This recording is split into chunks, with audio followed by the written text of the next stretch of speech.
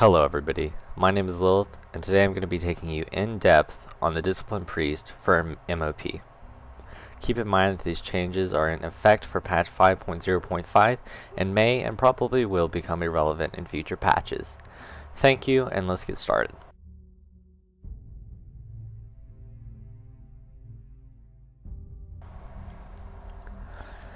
So if you haven't been playing a Discipline Priest for a while, or you're just starting to play one, I'm going to go over some notable changes that have happened since Cataclysm. So in Mists of Pandaria, I'm going to go over a few basic things that are very, very important to note.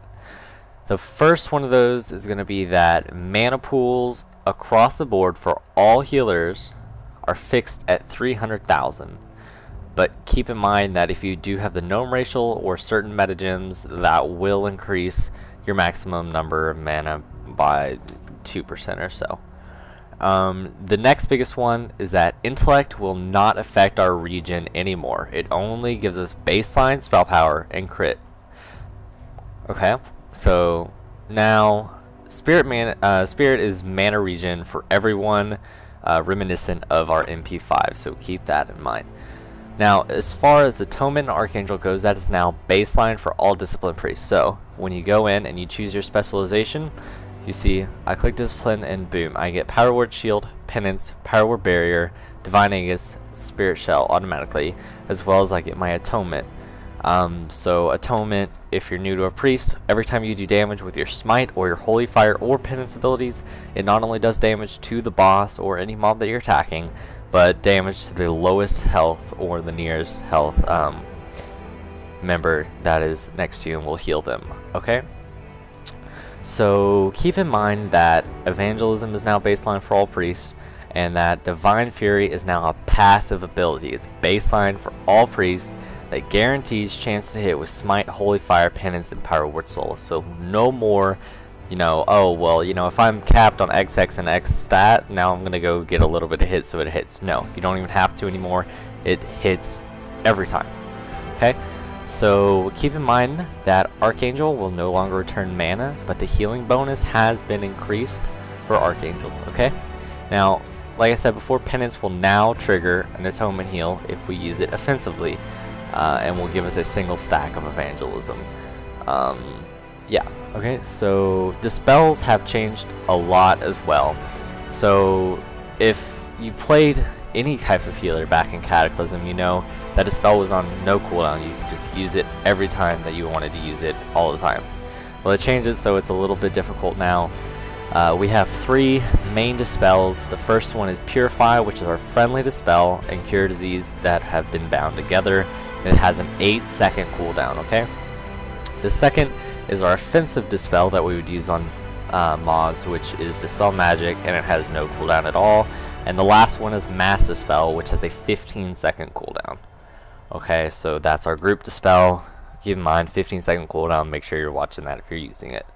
Okay, so like I said before, Archangel, Evangelism, and Atonement will no longer restore mana. Healing buffs increased. Penance grants a stack, and Atonement heal, and it's now default for Disc.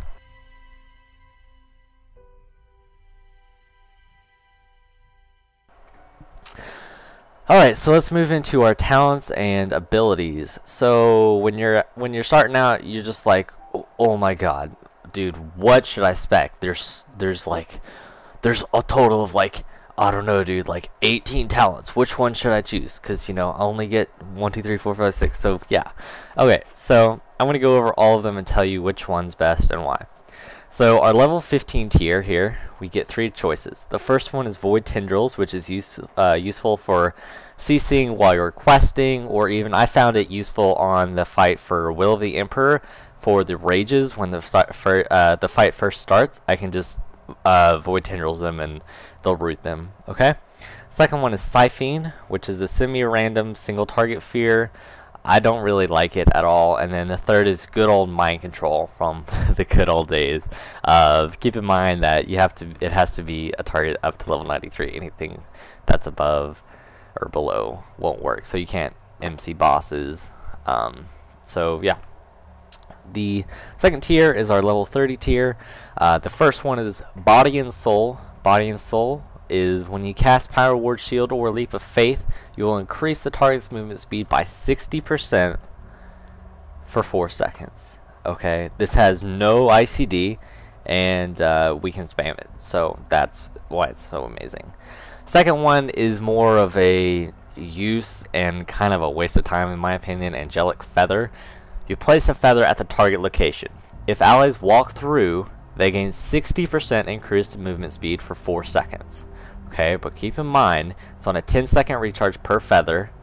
Only 3 can be placed at a time. Okay, now the thing about this talent is that I actually would have to hit the ability.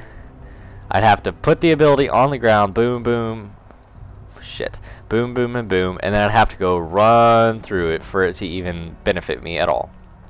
So, I mean, why would I want to do that when I can just give myself a Power Word Shield and I get Body and Soul? Like, watch this, boom, Power Word Shield.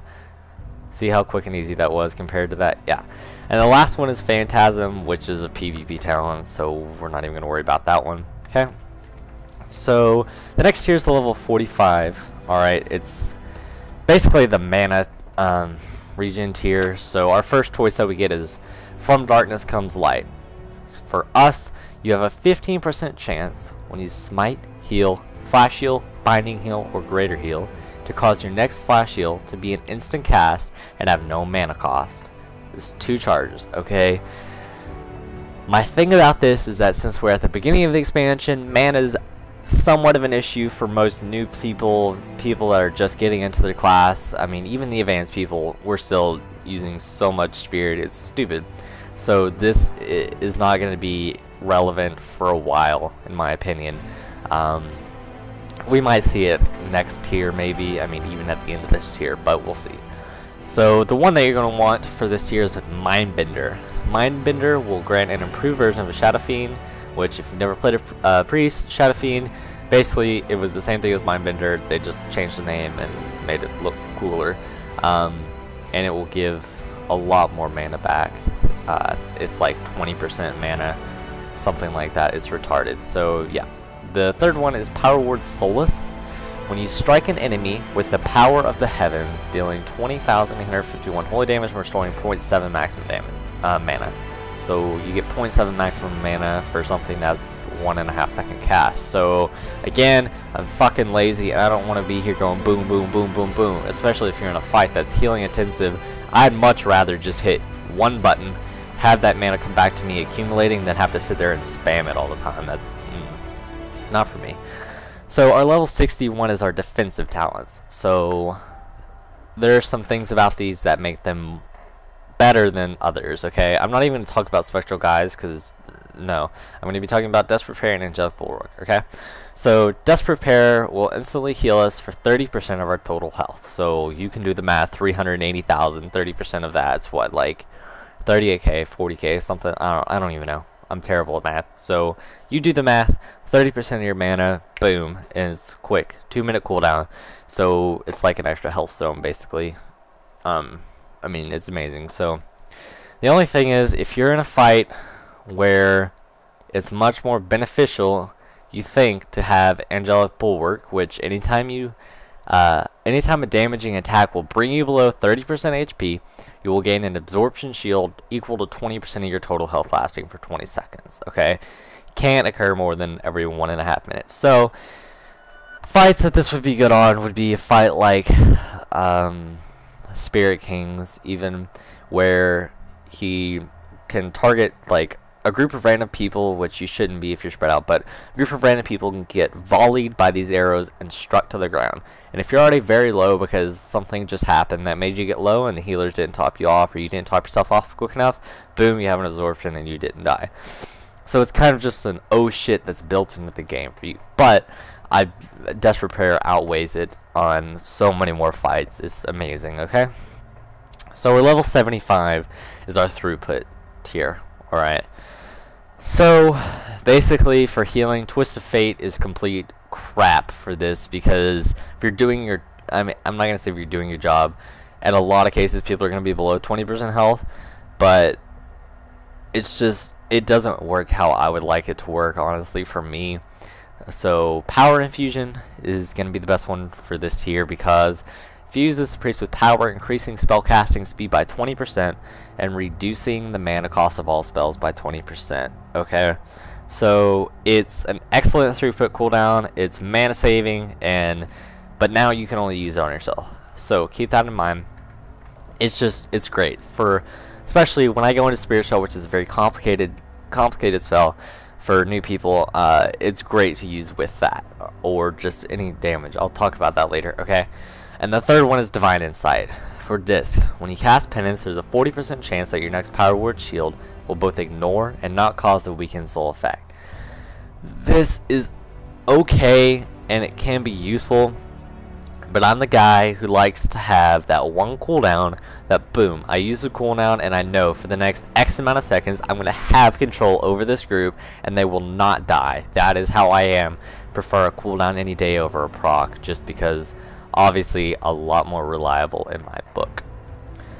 So our level 90 talents are AoE healing talents. They're very interesting and I love all of them. I'm just going to say that firstly, but it's very hard to explain all of them in simple terms. But basically, so Cascade, which is very unlike the other two choices, it's a targeted spell and will do damage or healing depending on your choice of target. So make sure that if you click on a person or you have mouse overs, you have a macro for that so that it doesn't accidentally go on the tank. Okay.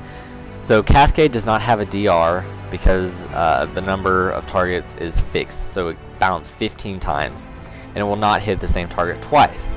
Now the niche of this is that the healing is increased by the distance between the bounces, and the bounces will favor targets that are farther away. As with most smart heals, the pets are possible targets. Okay, so what we're going to do here is, if we have a fight where people are spread, so I mean a fight like normal Stone Guard, I would say, you know, even Elegon for this ability, people are so spread out every corner of the room, and it does more healing every time it bounces. So if I'm on Elegon and we're over here, so let's say, boom, you know, there's 6 different pillars around the room, or however many, and we're opposite pillars, and people are taking damage, and boom, I Cascade. It just starts bouncing and bouncing and bouncing and bouncing and bouncing and bouncing everywhere, doing more healing each time that it bounces. It's crazy amazing. Does insane amount of throughput for that. Okay, so the second one is Divine Star. So I'll read this to you. Fires a Divine Star in front of you that travels 24 yards, which will do X amount of healing within 6 yards of its path. Okay, so it is a boomerang. That's exactly what this spell is, a boomerang. It's more mana efficient than using a Prayer of Healing, and it has the lowest mana cost and shortest cooldown of all the talents. But remember that it is not targeted, but it travels forward. So if my UI will permit me, no it won't. Okay, basically what it does is, if I'm standing right here and let's say this is Cascade, boom, it'll go straight to that wall and straight back to me and heal everything in front of it. A fight that this is amazing for is Fang the Accursed, because Epicenter, boom, I know it's coming, I'm going to Divine Star right as it hits, boom, boom, boom, boom. I mean, anything for that fight. It's just crazy because people are right in front of you and you can get right behind them just enough for it to be perfect. So that's basically what that is. It has a diminishing return after it hits 6 targets, but it's still, it'll hit everybody. It's crazy. So the last talent is Halo. This one costs almost 41,000 mana. It's on a 40-second cooldown. It's complicated because it creates a ring of holy energy around you that will quickly expand and grow in power up to 30 yards away. It deals up to 63,000 holy damage to enemies and 104,000 to allies within the greatest effect of 25 yards. So it has the highest healing potential, but it's also the highest mana cost, and it has the longest cooldown. Now it'll base scale on distance, and there's somewhat of a spot that at 27 yards it will do the most healing, and then it'll increase again.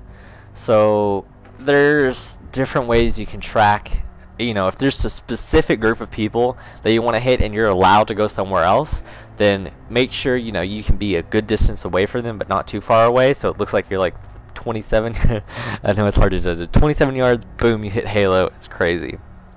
Now, fight that this is amazing for, that I love this talent for, is Heroic Stoneguard, because mana is almost not a concern at all for a Disc Priest or any priest at all during that fight. So we can just use it on cooldown. It's insane. I mean, it's crazy. Okay, so next thing I'm going to talk about are just our spells in general. So I'm going to go over Archangel, Atonement, and Evangelism again, just to pound this into your brain. So when we cast our Smite or Holy Fire or Penance as an offensive ability, it'll give us a stack of Evangelism, and it'll proc a Smart Heal that's equal to 100% of the damage done or 50% if it lands on you. So it stacks and decreases the mana cost and increases the damage done, and will therefore increase the size of our atonement heals. So basically, if I'm not doing anything else at the time at all, I will sit here and I will atonement spam like a boss, and I'll be doing a ton of damage while I'm also doing a ton of healing. So it's really stupid. So there are a couple different ways that you can do this. So you can Holy Fire. I'll talk about the glyphs in a minute, but you will Holy Fire on cooldown, because you'll have the Glyph of Holy Fire, so you'll Holy Fire on cooldown every 10 seconds, and eventually after 50 seconds, obviously, you'll have your stack. Or you can do it the more efficient, in my opinion, way, which is spamming Smites and weaving in Holy Fire to get your 5 stacks quicker, and just trying to keep that up until you need to use your Archangel. So, the next spell is Power Word Barrier. So, Power Word Barrier summons a Holy Barrier on the target location that reduces all damage done friendly targets by 25%. Keep in mind there is no longer a glyph that will increase the healing that's done by this. It's basically a huge pain suppression on a group of people. So this is basically the niche of the Disc Priest along with our Spirit Shell. Because we no longer get our Divine Hymn anymore. That's right, Disc Priests no longer get Divine Hymn, only Holy Priests get Divine Hymn. So that's basically one of our big group cooldowns. Okay, so Divine Aegis, I'm going to go over Divine Aegis. So what happens is any critical heals that you do from Prayer of Healing will get bonus Divine Aegis in addition to the guaranteed proc. So anytime that I crit, so let's read this. Critical heals and all heals from Prayer of Healing create a protective shield on the target, absorbing 30% of the amount healed. So any critical heal that I do will put an absorb of equal to 30% of the healing that I did on it. So the way that we do this is Divine Aegis absorbs, they're basically 30% of our critical heal amount already times our absorption mastery.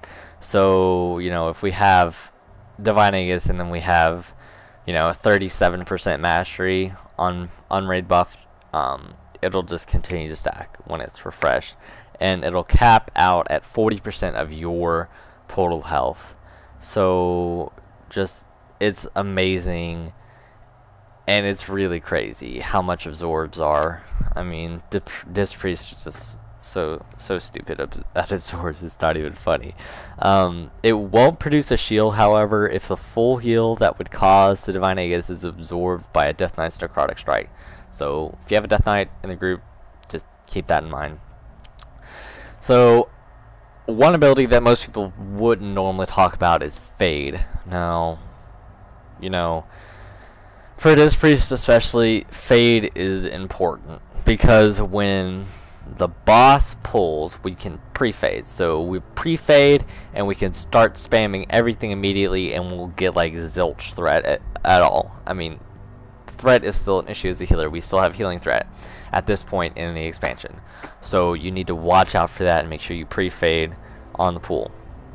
So Grace is another passive ability that we get. Let's see if I can find it. Boom, boom. Grace. There it is. Okay. So our Flash Heal, Greater Heal, and Penance spells bless our target with Grace, increasing all healing received by the priest by 10%. It can stack up to 3 times, and it'll last for 15 seconds. So it's a 10% per stack, which will reach a maximum of 30% additional healing, and it stacks I can't say that word, with other healing bonuses for a substantial increase to our single target healing. So our tanks always need to have grace up on them at all times. You need to keep a 30% stack of grace up on them. Now, Holy Fire, it does not consume our borrowed time and will not benefit from the mana saving that our Inner Will provides, so make sure you're keeping that in mind when we're using Holy Fire. So it does not benefit from Inner Will at all. Even though it's an instant spell, it's benefited instant by a glyph. So any mana that you're thinking you're saving, you're really not with Holy Fire. So our Hymn of Hope is our mana regen. Restores 2% mana to 3 nearby low mana friendly party or raid targets every 1.91 seconds for 7.3 seconds, and increases total maximum mana by 15. Blah blah blah blah blah. So it's basically just, okay, so let's see if I can read this down. It restores 2% of our total mana per tick for 4 ticks that'll increase our mana by 15%. And the first tick does not benefit from the mana increase, but the ticks after that do. So it's our mana regen. So I like to use my Hymn of Hope when I get to like 40%, 45% mana even, or just when I see other people need it. So just keep that in mind. I'll talk about how to use it a little better later. So our Inner Focus is now a lot different than it was in Cataclysm in some ways. It'll reduce the mana cost of your next flash heal, greater heal, or prayer of healing by 25%, and its critical strike effect by 100%. So it now reduces the mana cost of our flash, greater, or prayer of healing, 100% crit. But make sure, back in Cataclysm, people basically bound this to spells so that they could use it on cooldown. It's not good now because we can use it strategically with our Spirit Shell as well. Now, keep in mind though, if we are using Inner Will, this will not stack with our movement and chance or gems. So basically, our Inner Will reduces the mana cost of our level 90 talent, our prayer bending, our shield, and our penance, but it will not reduce the mana cost of our Holy Fire. So make sure you're keeping that in mind. So I like to use Inner Fire a lot more than Inner Will because I can simply handle the mana, because it gives us a 10% spell power increase instead of a flat amount, and it scales really nice with gear. So the more gear that you have, the more that it does. It's crazy. I can't really use Inner Will anymore. Unless I'm really having trouble at the end of a fight, I'll use Inner Will, but otherwise I stick with Inner Fire 100% of the time. So let's move on here. Boom. Alright, so as a priest, we get something called Rapture. Now, in previous patches, what Rapture basically did, there was a 12-second ICD. Every 12 seconds, if we cast a Power Word Shield after the cooldown was up, we would get X amount of mana back. But this is kind of the way it works now, and I'm quoting this from somebody who said it on howtopriest.com. So, alright, so at level 90 with Inner Fire active, Power Word Shield costs 6.1% mana, or 18,300 mana with 10,000 base spirit, which is very easy to get. I'm at 12k, and that's no food, no flask at all. So with that base amount of spirit, which is very attainable in the first tier of mob rating, Rapture restores 15,000 mana. This means that the shield costs 3,300 mana. So basically, what happens is when we cast a Power Word Shield at least once during our Rapture CD, provided it is fully absorbed, it is one of our most mana efficient methods of providing HPS. That said, it is very important to keep in mind that casting Power Word Shield multiple times within a Rapture CD reduces the efficiency. So think of it, if you ever played an Arcane Mage back in the day, every time you do an Arcane Blast, the mana increase is more, but it hits more at the same time. So the more that we cast it, the more expensive our net cost is, basically. Okay, so our mastery basically increases the absorbs that all of our absorb mechanics can provide. And so here's Spirit Shell. So let's read this first. For the next 15 seconds, your heal, flash heal, greater heal, and prayer of healing no longer heal, but instead create absorption shields that will last for 15 seconds. So, to put this into people terms, again I'm quoting Derevka from howtopriest.com. She says, Spirit Shell scales exceptionally well both for mastery and crit. Each cast of a heal while Spirit Shell is active will be the same. So a Spirit Shell calculation takes mastery, crit, and divine Aegis creation into account and rolls it all up into a single absorb. So this is our most scalable heals in our arsenal.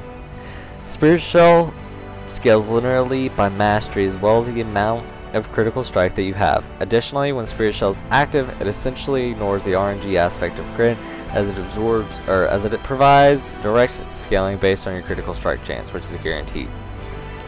So I'll put the calculation up on the screen for you right here. This is Spirit Shell's calculation. It's really complicated, but what I like to do when I Spirit Shell. So if I know damage is coming, so this is basically the point of a Dish Priest. We absorb any damage coming. If I know a huge amount of damage is coming, either on the tank or on the group as a whole, so let's say if it's on the tank, I will first, if I want to get up fast, I'll power infusion, I'll get inner focus up, and then I'll Spirit Shell, and then I'll put 2 greater heals up, and boom. Okay, look at how big this absorb is. Okay, it absorbs 228,214 damage with 2 casts, 2 quick casts, and I can absorb basically half of the tank's health.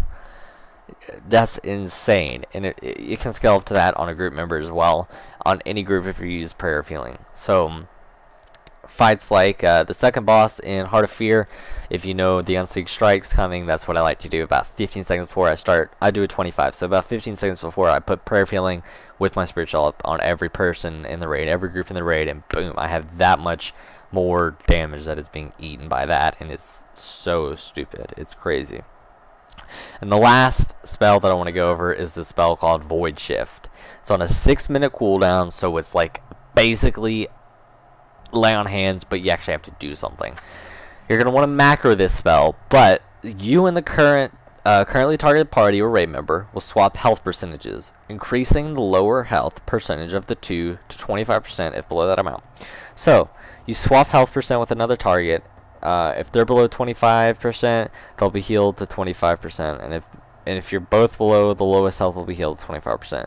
So if somebody's really low, if somebody's at 30%, and I macro this and I hit Void Shift, Desperate Prayer, boom, they basically get healed. Like, it's crazy. I mean, you got to learn how to use everything in your book just so that you can. Okay, so that will conclude part 1 of the guide. I'll be back with part 2 in just a moment. I'll put a link in the description and an annotation on the screen, but that is it for part 1. Thanks.